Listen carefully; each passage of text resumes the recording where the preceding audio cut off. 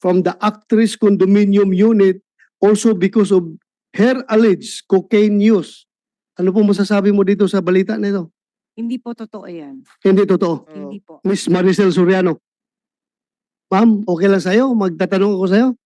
Ha? Relax ka na? Okay? Sige.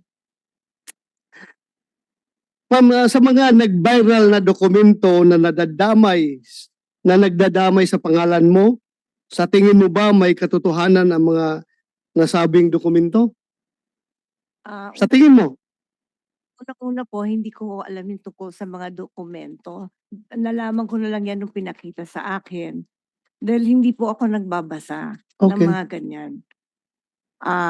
Wala po akong alam. Wala. Thank you po. Next question po, ma'am. May property ka ba sa Rockwell? Ikaw ba ang nagmamay-ari ng Unit 46-C Rizal Tower Building located at Rockwell, Barangay Poblacion, Makati City? Opo. Sa'yo yon, Opo. yung 46-C. Hanggang 2012 po. Nabenta ko na ho yun. Wala na ako doon. 2012. Anong month yun nabinta? Hindi ho ako sigurado sa month, pero yung year na alala ko.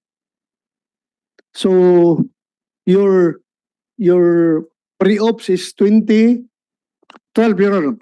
2012. Yes, sir. 2012. 2012. So, bininta mo na after 2012. Binenta ko po siya nung 2012. Yun lang po ang naalala ko. Okay.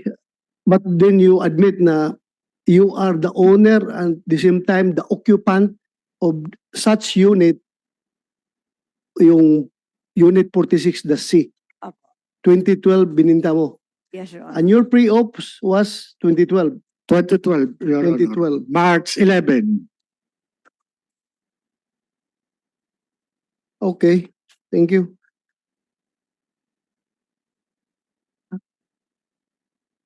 Ma'am, pwede bang makahingi ka ng kopya ng deed of sale nung unit na bininta mo? Opo. Ha? Wala. Kung meron kayong Hanapin ko po. hanapin mo. Thank you.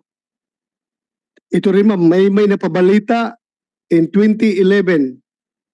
Two former household workers who lodged a complaint of serious physical injury against Maricel Soriano stated that they decided to flee from the actress condominium unit also because of her alleged cocaine use. Ano po masasabi mo dito sa balita na ito? Hindi po totoo yan. Hindi totoo. Hindi po. Thank you. I just want to get your answer para to set the record straight. Yes po. So hindi totoo yun. Hindi po.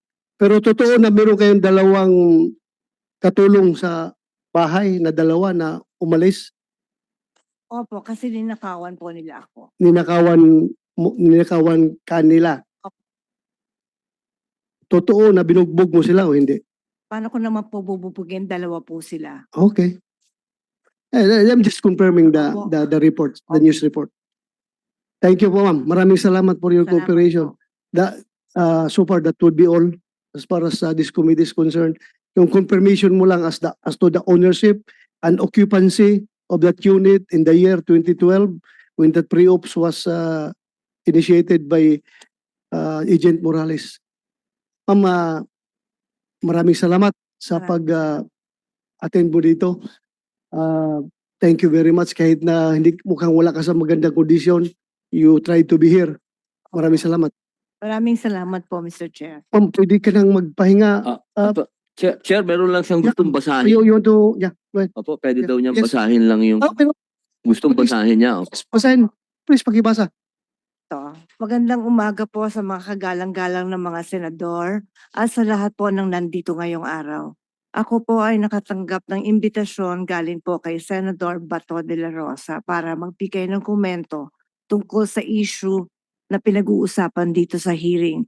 Unang-unang humingi po ako ng paumanhin dahil hindi po ako sanay sa mga ganito. Alam niyo po, first time ko na po talaga na makatanggap ng imbitasyon na humarap sa Senado. Nakakakabahat, nakakatakot. Sa totoo lang po, hindi malinaw sa akin kung bakit po ako naimbitahan sa hearing. Nagtataka lang po ako dahil lahat po ng tumestigo dito ay nagsabing na-verify ang impormasyon, hindi na-verify ang impormasyon ni Mr. Morales at walang investigasyon na naganap. Pasensya na po kung nalilito po talaga ako dito. Gayunpaman, mataas po ang respeto ko sa Senado at sa mga kagalang-galang ng mga senador na nandito ngayon. Lalo na po si Chairman Senator De La Rosa. Sa abot po ng aking makakaya, tutulong ako na sagutin ang inyong mga katanungan. Pero sir, nakikiusap lang po ako sa inyo po. Kung ang usapin ay tungkol po sa mga bagay na may legal na implikasyon po, sana po ay pagbigyan niyo po ang aking abogado na sumagot para sa akin. Hindi man po ako abogado, sir. At sa usapang legal, mas nararapat po yata na ang abogado ko na lang po ang sumagot at magpaliwanag. Kung magkaroon man ho ng legal question, pinapahintulutan ko pong magsalita para sa akin si Attorney Agnes Maranan. Maraming salamat po, sir. Thank you, ma'am. Hindi na mangyari yan dahil sinagot mo na ako kanina eh. Thank you for answering my questions. Salamat talaga. You are answering the questions with all honesty. Thank you very much. Thank you po, sir. Ma'am, pwede ka na siguro magpahinga kasi Salamat kanina po. kapatis na tins dyan. Salamat Pahinga ka po, muna. sir.